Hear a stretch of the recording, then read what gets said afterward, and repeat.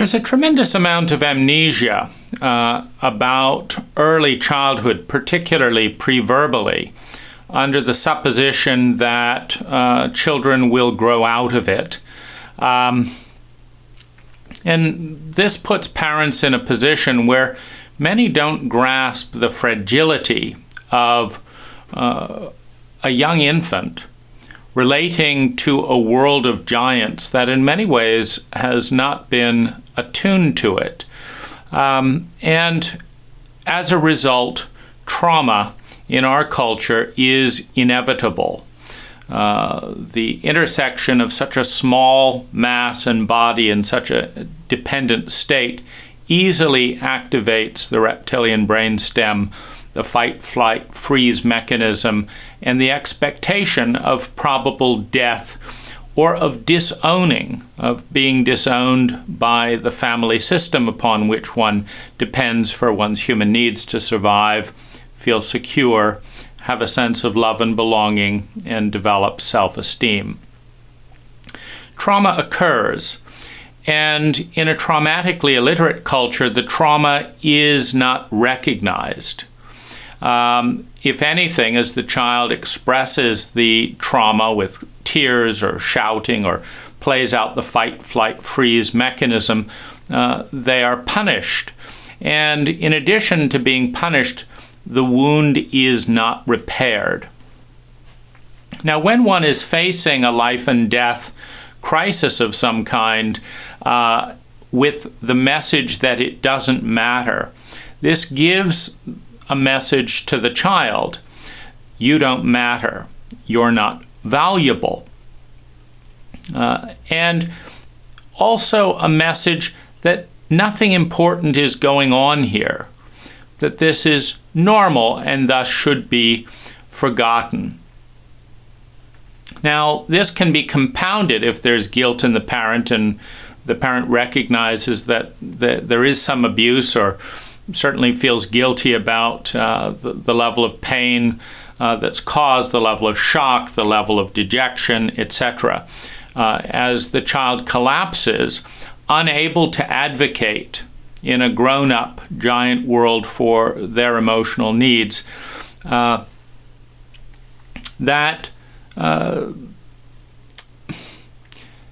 this isn't abuse. This is love. And this is, of course, a very confusing message. And the response to positing the alternate position that I matter and that this is really terrifying and hurts me is akin to facing death, because it's very clear that the grown-ups don't want to acknowledge the impact and don't know how to repair it, and often withdraw and simultaneously shame the child for having the experience. This can also be partnered with coaching on this is not how we behave in this family, etc., that the expressions of feelings about the pain, about the grief, about the shock, are not what occurs in this family. And so the wound is zipped up and frozen over.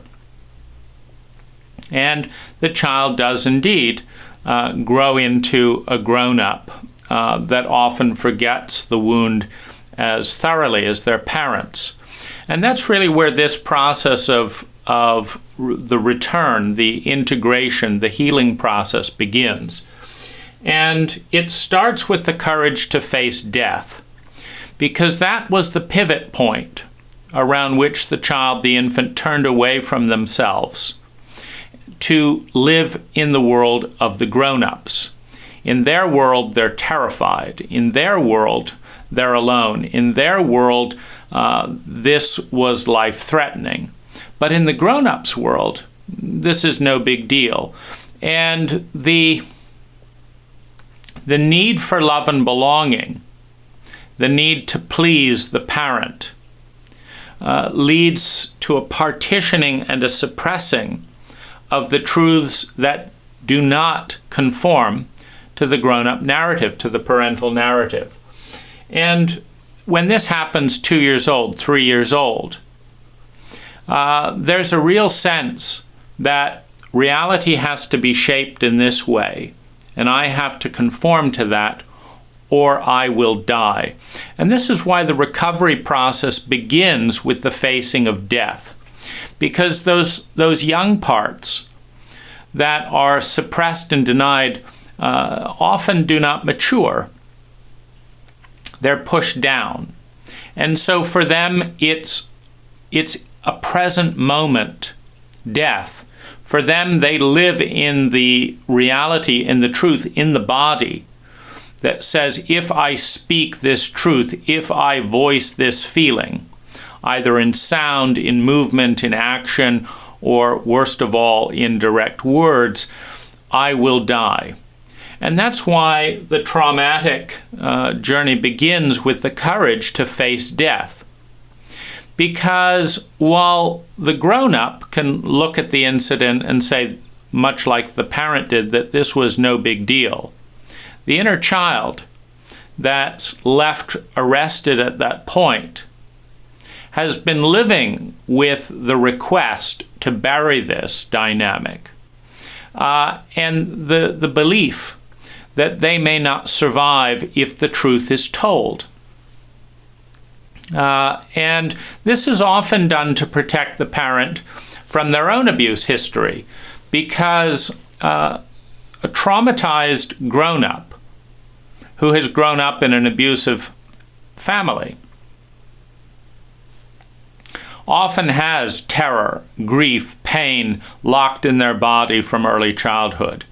And if their child reveals the truth of that wound, the probability is that the parent or the authority figure, the teacher, whatever, the older brother, may relive and enter the wound that they are still frightened to face.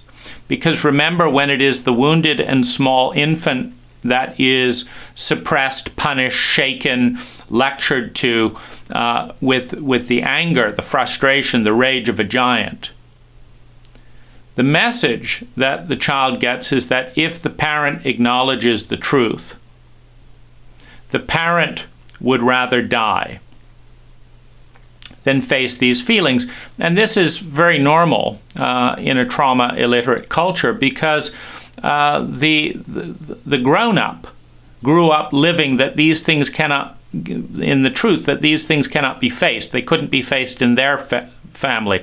They never confronted their parents. So there's this aura that somehow we will not survive the confrontation of this wound, and that's enacted by the grown-ups towards the parent. This means as you face certain truths, some part of you will prepare and expect to die and will defend against the truth, expecting death. So it takes courage to face death. And the little one is living still in that fear. And it takes a very strong adult to go into the inner child and say, I will be with you. I will face death with you. I know you think you will die if we talk about this, if I talk about this. I know you don't want to rock the boat, but you do matter. You do matter. And so we are going to face this issue. The next step is the confronting of the insanity of the abuse.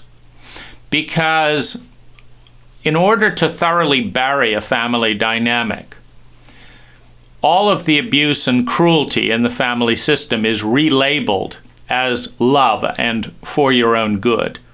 And this relabeling freezes all of the feelings around the wound. Because why would you cry? Why would you scream? Why would your heart be broken by a parent doing something for your own good? It doesn't make any sense. And so the party line of the cult and of the abuser This is for your own good. It was necessary. Children need this. They need to be shown firm discipline. This is how you grow up in an abuse cult. But it's not called an abuse cult. It's called normal. It's called being mature. It's called growing out of it. And so the abuse has got to be rewired and pulled apart. No, the data shows that hitting a child is not for their own good. It's suboptimal. It speaks to flaws within the culture where we do not receive a single hour of parental training, in many cases prior to having children. And what's more, a cult that shames the parents, the abusers, that shames the parents and the abusers for needing help. In other words, not only are we not going to give you any training, but within the chauvinism of machismo, if you, particularly the man, if you have to ask and say, I don't know what I'm doing with this child, the cult will shame the man for needing help, for not knowing. And so as this uncertainty comes through, the parent is reenacting the various discipline cycles in the family system, whether it's beatings, whether it's shamings, whether it's regular humiliations and ragings around homework and this, that was part of their own family system.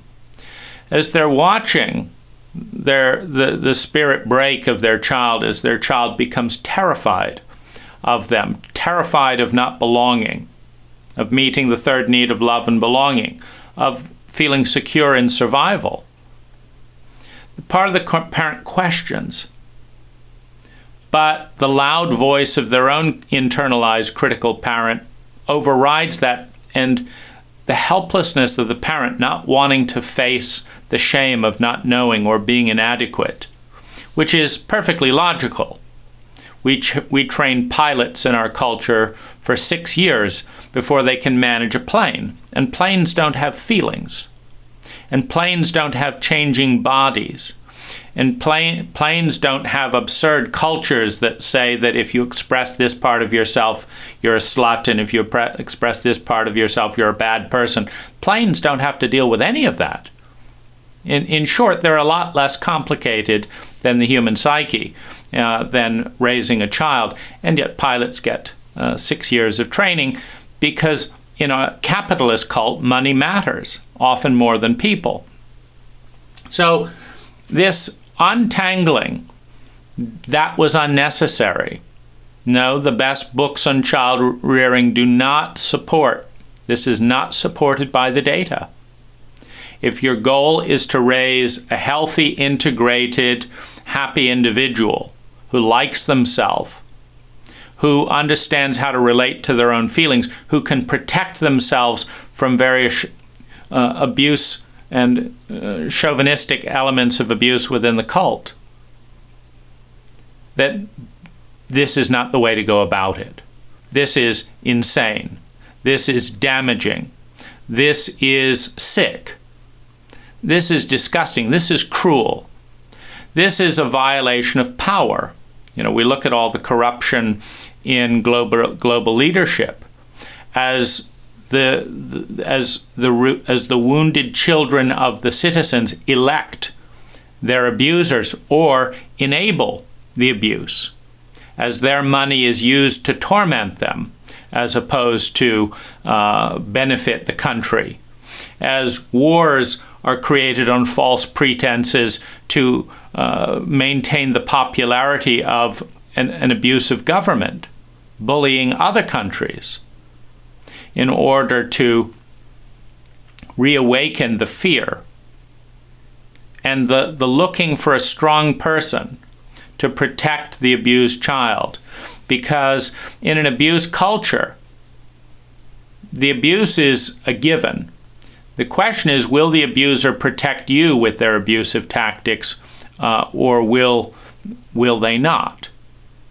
And so the strategy of an abused child is often to enable or partner in a certain way with helping the abuser get their needs for certainty and feeling good about themselves, etc., so that they won't turn that violence towards the little one. Now, the reason this step is so important in disentangling the wound is that the frozen feelings in the abandoned, wounded, traumatized child do not make sense and are not welcome until they are understood. If you hate your parents because they were doing things for your own good, because they were so loving, daddy's little secret, right? Then there's no framework to feel the authentic feelings of grief, shock, and anger. That only makes sense when cruelty is called cruelty and love is called love, and one's able to face the fact that there may have been relatively little love, 40% love, 60% cruelty in the reenactment of the family system within a new generation. Feeling and loving, honoring and understanding the feelings that were locked in the cross-wiring of insanity is the next step. Because as soon as you grasp how terrified a 5-year-old felt of a giant shouting at them, blaming them, shaming them for the giant's decision. Your mother made me do this. Why did you do this? You are ruining this family. When the complete irresponsibility of the regressed child and the parent that is facing the world as a child and blaming their child for their own incompetence in a culture that abuses the parent, in which the parent may get a pink slip, in which if a certain family secret gets out, the business of the parent is destroyed. And so there's this sense of helplessness in the parent that they've got to bully and manipulate and abuse their child into conforming with a cult image that says, if we don't look this way in this family, I may not survive. I don't know how to take care of this family. And so I'm going to punish and blame you as the child. If we don't understand what that was like for a 3-year-old, a 5-year-old, a 6-year-old, for a 6-year-old to grasp that someone's going to be beaten today because this cult has not taught dad how to deal with feelings, that this cult sent dad to an education that not only didn't spend a single hour on feelings, but shamed him for having feelings, and that shames men as weak for crying. So the wound that comes up in the parent is coated with shame, and then the child gets attacked. This creates a tremendous amount of shock, grief, trauma, terror, and loneliness for the child. And it doesn't get honored. It doesn't get felt, not by the parent, not by the child, not by the school system, not by the cult. Particularly boys are then measured by how much they become sociopathic, how much they stuff those feelings in, and then they're told they're good children. In other words, they get survival, security, love, and belonging, and a sense of self-esteem from repressing the feelings that would be the most natural thing in the world to feel, that are letting them know that there's a lot of violation going on. So those feelings need to be felt. And this takes courage in a shame cult. In a shadow adverse cult, meaning we don't like to look at our dark side in this cult. And we don't like to hire people that reveal the dark side of the cult. And we don't like to have sex with people that are revealing the dark side of the cult. And so there's a lot of survival, security, love, and belonging and esteem in the cult itself for pretending that everything's fine. As long as the addiction, as long as the abuse, etc., can be buried, as long as the parent can manipulate the child into burying it, then the family is able to survive the abuse cult protocols. Telling the truth that these feelings and memories reveal is the next step. Dad was a terrified 6-year-old. He was absolutely committed to not looking weak by having feelings he didn't know how to deal with. Okay? What did that do to you and your right to have feelings? How did you go from being an excited, alive, very emotional human being to being ashamed of your own feelings? How do you abuse yourself and others who evoke those feelings, who make you uncomfortable? How does the cult shame people who tell emotional truths in this dynamic? And how does the cult collude to pretend that nothing went on by making jokes about these childhood abuses that belittle the child rather than honor the fact that for many of us, this is a descent down into a level of sociopathic numbness and depression and PTSD that turns alive and healthy human beings into sociopathic robots, scurrying around trying to fulfill the cult contract to make a lot of money, to increase the gross national product as a way of earning some sense of rank in a capitalist cult. Owning the abuse contract comes in the process of understanding the feelings and understanding what they mean. What is an abuse contract? Well, first of all, I'm going to hit you. Second of all, I'm going to punish you for crying and telling the truth about how it feels. Thirdly, I'm going to express disownership. I'm going to threaten your survival if you stay connected with these feelings. I'm going to humiliate you until you agree that it was no big deal. And so an abuse contract may be, of course Dad had to hit me. I'm a bad person. I'm going to make Dad's inadequacy about me.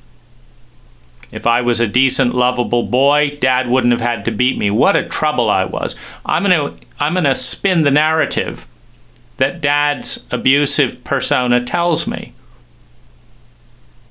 And in exchange, I will be viewed as a tough kid, right? My boy. No one messes with my boy. You see? I raised him good. Beat the shit out of him. And now no one's going to mess with him. And yeah, okay, that's you raising me. I'm going to toe that line. And I'm not going to tell the truth about the disease and the lies and the abuse in this family. And I'm not going to tell the truth about a cult that claims to care about children and claims to care about people and pathologically denies childhood trauma and does not do a goddamn thing to provide a single safe grown-up in a majority of American homes.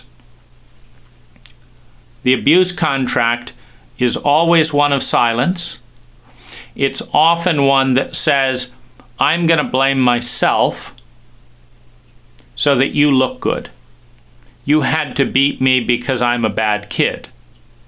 Okay, that makes the abuser feel good. Yeah, that's what he signed with his dad. Now you sign it with me. And if you agree to toe that line, then you can begrudgingly belong to this family, because this is the kind of contract and this is the kind of family we are. So owning the abuse contract is a really important step. What did you agree to that internalized the abuse and took on the inadequacy and shame of the cult and of the parent? Next is looking at the power dynamics of mass. This is part of empathizing with the child. So to understand the power dynamics of mass, if we take you today I'm 6'1", so if we, and weigh 170 pounds, so if we take someone 5 times bigger than that, 30 foot tall, weighing several tons, irresponsible, alcoholic, addictive, emotionally illiterate, unable to attune.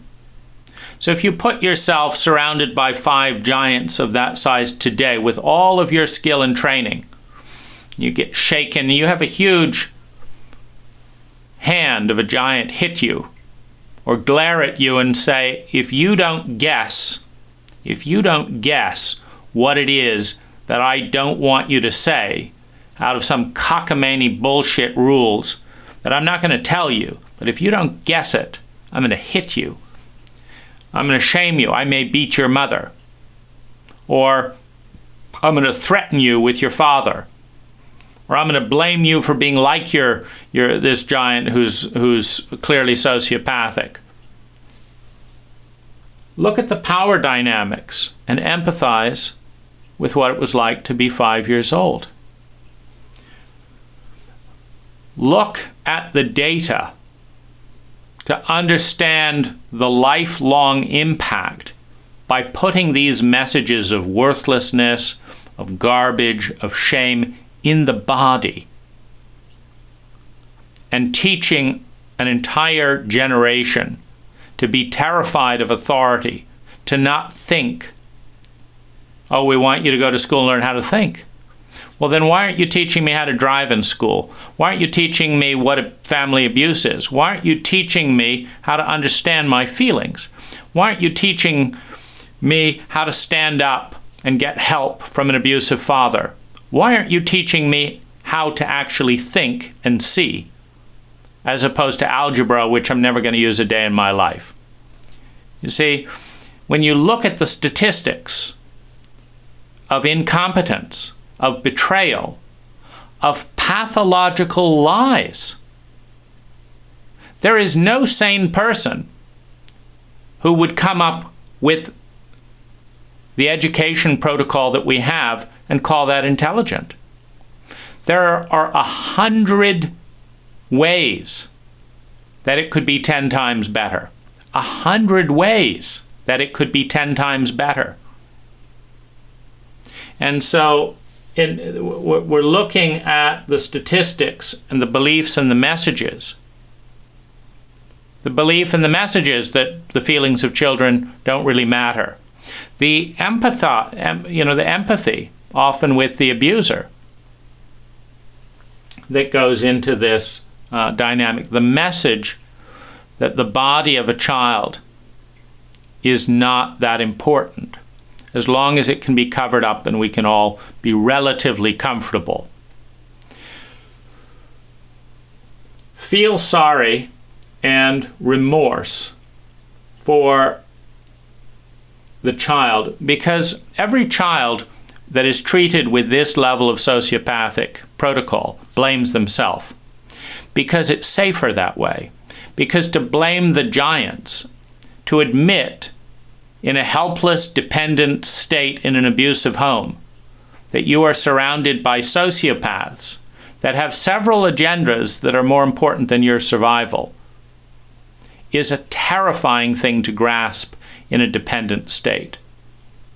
And so the child never does grasp this fully as a young child. What they desperately try and do is do anything to please. They redouble their efforts to please the abuser. And this often gives the terrified, frightened child of the abusive parent, the inner child of the abusive parent and the abused parent, a sense of power, one of the few areas of power that they really feel in a situation where they may have an abusive boss. They may have an abusive partner. They may have abusive friends.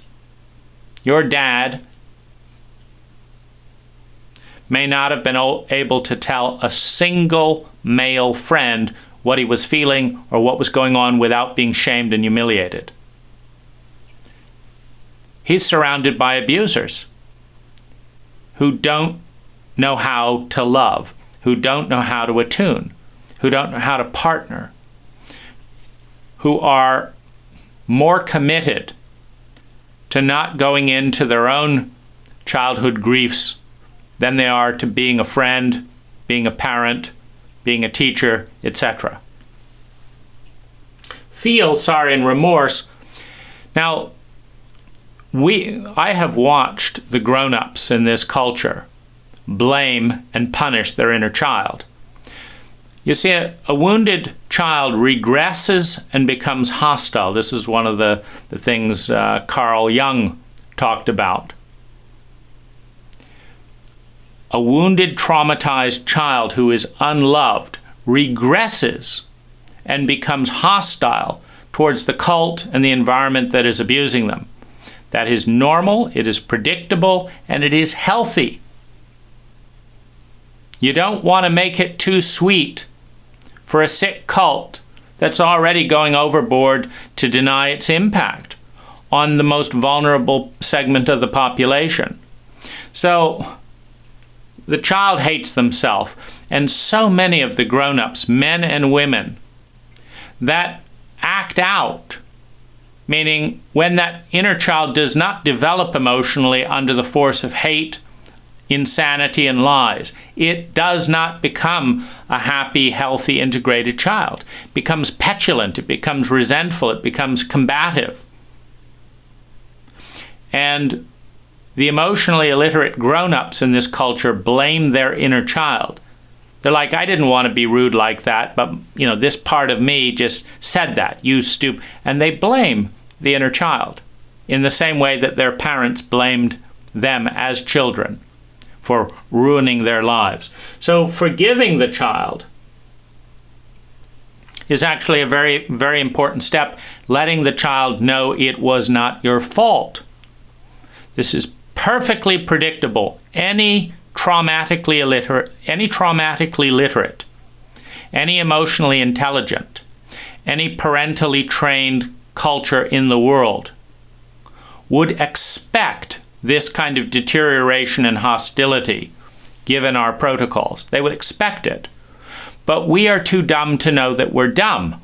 So we don't expect it, and we blame the child. We blame the child within, we blame the child without. They blame themselves within, and they stay stunted and angry and pent up with all this energy that starts eating them up because there's nowhere for it to go. There's no adult listening and saying, you're absolutely right. I'm so sorry it has taken 20, 30, 40, 50 years before a single sane, loving adult validates you and holds you in that amount of grief and that amount of pain. Forgive the child, and far more difficultly, forgive the abuser in you. Forgive the child for becoming the abuser of the child, to protect life, to belong to a sick family. You cannot forgive the abuser until you forgive yourself. You cannot forgive yourself until you pull apart the contract and the lies and see the cruelty for what it is. Insane, unnecessary, sociopathic ignorance expressed as profound traumatic cruelty to children, to you. When you know what that felt like at 3 years old, at 2 years old, when a giant knocked you over and sent you sprawling and then told you to go to your room because you were crying when they were watching football. Oh, it's no big deal, it's just a few bruises, nothing that didn't happen to me in an abuse cult. That's the point where you can feel tremendous empathy and care for that child, maybe the first grown-up, the first adult in their entire life. The adult is defined by the one that protects, by the one that loves and understands and attunes to those that most need it within and without. That is the essence of leadership. It is the essence of an adult. We don't raise adults in this culture. We raise grown-ups with internalized abusers and wounded children who reenact and externalize the dynamic whenever they are with someone who is incredibly powerless in a dependent state, which is anyone who has their trauma reenacted and triggered. Once you fully forgive your own abuser and your own inner child, and acknowledge what they had to do to survive,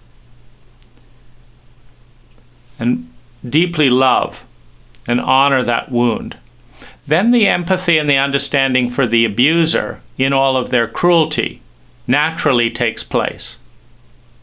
Because when you understand that you have beaten, shamed, humiliated your child more severely and tens of thousands of times long after the childhood abuse has stopped, reenacting that pattern, shaming the self, and you understand the terror that began that pattern, and forgive the wounded child for doing what's necessary to survive, an incredibly unfair and ignorant cult. That's the point where, after loving and forgiving that child, as they become healthy, as they mature, the child, the healthy, authentic child, is the most capable of forgiving and love.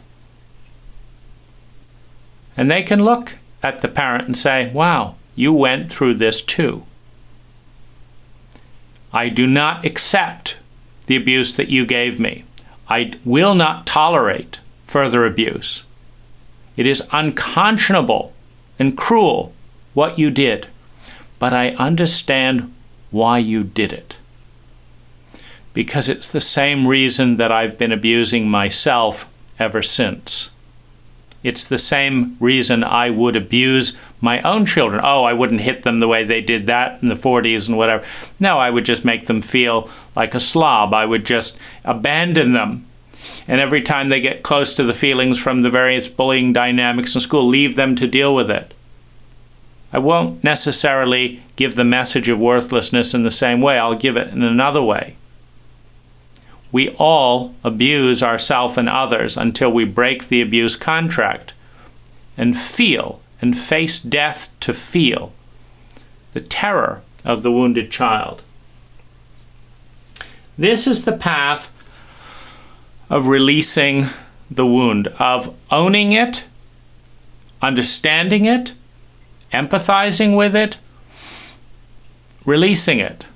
The process of self-forgiveness. This creates an openness. Oh my gosh, I'm not going to always abuse myself. I'm not going to shout at my wife when she makes me feel stupid. Meaning, as an abused child, every time I didn't know something, I was made to feel worthless and stupid and that my life was in danger. So now my wife does something and I feel confused and I feel stupid. And I feel the rage of that self-shame and abuse and all the projected criticism coming towards me. And I hate her for making me feel so small. So I abuse her on the outside for making me feel so abused on the inside. We will abuse the people around us whenever we have the opportunity to do so, usually by someone smaller, more feminine, more vulnerable, more helpless than ourselves. That's when things open up. I don't have to do that anymore. I can just say, I don't know how to handle this situation because you're not making any sense over there. And I won't know how to handle this situation until you make some sense. But that doesn't mean that I should be shamed and abused, and so I don't have to abuse you for making me feel so small. So there's a new possibility that slowly begins to emerge. I don't have to be so depressed. I can stop shaming myself in 50% of the 60,000 thoughts I have every day. I can stop destroying my body. So what's going to take that place? How much love, how much beauty, how much kindness, how much intelligence what can occur in that new space. Because now that there's a torn up abuse contract, I'm not going to do that anymore. Now you have the possibility, you have the space to step and dream something that's worth living, that's fun, that's exciting. So you have a new possibility field that you can start practicing and living. And as you observe that momentum, I mean, this can be literally just doing this, and it might take a month, it might take 3 months, it might take professional help, given the illiteracy of our friends, given the abuse protocols of our friends.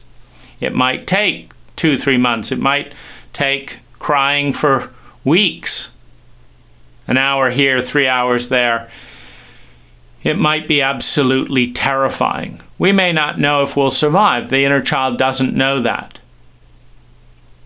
But this is the path of healing, and you will survive. You've dealt with this abuse for 10, 20, 30 years. You can face the truth for 3 months. If you were strong enough to go through that amount of hell, you're strong enough to grieve the hell that you went through.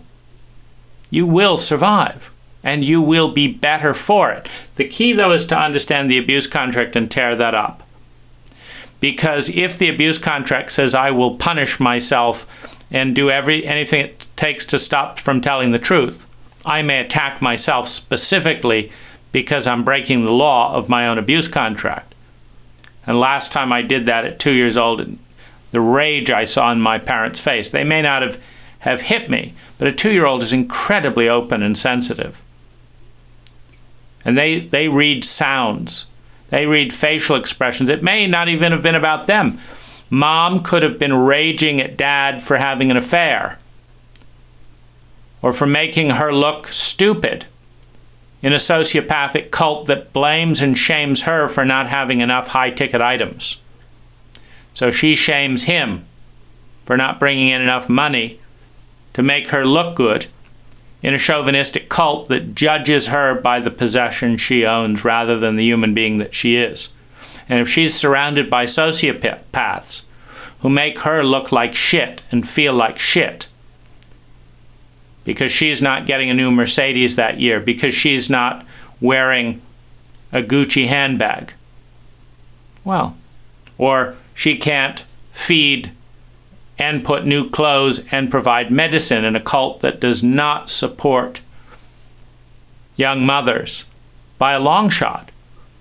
She may have hated him, and he may have hated her, and meanwhile you cried in the trauma of all that, and they looked at you thinking about the other with hatred, and you got, this is a caregiver that wants to kill someone. What do I have to do? Maybe I have to start smiling. What do I have to do to get these people to stop killing me, stop killing each other, stop terrifying me? And a coping strategy was developed, an adaptive personality that read faces and read sounds and said, when I do this, the fighting goes down. I don't care what's true for me. I'm going to do that. So the fighting goes down. So you have to tear up that contract and get that even if you're surrounded by abusers right now, there are people in this cult who will support your growth. And that future is possible. It's possible. One cannot say it is probable within this dynamic, but it becomes probable when we fully understand it, because with that truth-telling, when we lift the insanity and understand what cruelty is, we can recognize the cruelty in our partners, in our colleagues, in our boss. We can recognize the cruelty in our government, and we can steer clear of it. We don't have to play the pleaser role. I'm going to go towards the cruelest person because they terrify me, and I'm going to please them, and that's my coping mechanism. So I'm going to find a cruel person and try and please them by lying to them, by pretending I'm happy and grateful for this abuse. No, I'm not going to do that anymore. I'm going to look for someone who's actually gentle. You see, that gentle person doesn't show up on the radar when we've got an abuse contract to placate the biggest bully around, because that's what kept you alive at 6 years old. So now there's a new possibility. You can start taking steps towards it. I'm not going to work for this client. I'm not going to be a slave to the idea that if I stop an abusive job and make less money, that I'm less valuable as a person. In fact, I'm more valuable. Because our cult needs empathy to survive. It does not need more Gucci handbags. It doesn't need more flashy gas-guzzling cars. It needs empathy with the environment that we are killing, our host body that we are killing, and that is killing us. As we kill our host body kills us. All abuse is reciprocal at one level. We can start dreaming a new possibility, start living it, and step into the higher resonance of value, love, joy, and fun that says, I'm worth it. That's why I'm doing this, because I'm worth it, because I'm lovable. And I may not find anyone who will agree with me initially, but I'm going to love myself. And I'm going to start steering away from some of that abuse and find the oases in an abuse cult where I can live that truth and be supported rather than be attacked for breaking the contract. Why are so many people frightened and threatened of you doing this work? Because it's taking them closer to the taboo of breaking their own abuse contract of insanity and cover-up and secrecy, that they believe they will be killed if they admit it even exists. Because that's always the fine print in abuse contracts, is this never happened. The most abusive elements of the U.S. governments, the CIA, etc., if they do the intimidation game with you, it's always this never happened. It's never with a warrant and all that. There's this same thing. This never happened. Don't tell mom, you'll break her heart. That's silence is always the fine print. And the real loyal person will forget that it happened. No, it was no big deal. No, it was nothing. That was for my own good. See, that protects the abuser, but it also blinds you to seeing who is and who is not abusive, and who's your ally and who's your enemy in this dynamic. And you cannot steer towards healthy individuals in your environment, and you cannot differentiate between the abuser in your partner and the lover in your partner. Because there are no good guys and bad guys. There are highly adaptive and destructive survival coping mechanisms in emotionally illiterate, chauvinistic, traumatized individuals. And there's their healthy self. They're both in there. And it's not just navigating towards good guys and avoiding bad guys. It's knowing which one is in you. I've got an abuser in here, and I've got a loving, healthy truth that wants to come out. So I'm going to steer towards my loving, healthy truth. And as part of that love, I'm going to understand and forgive the abuse dynamic.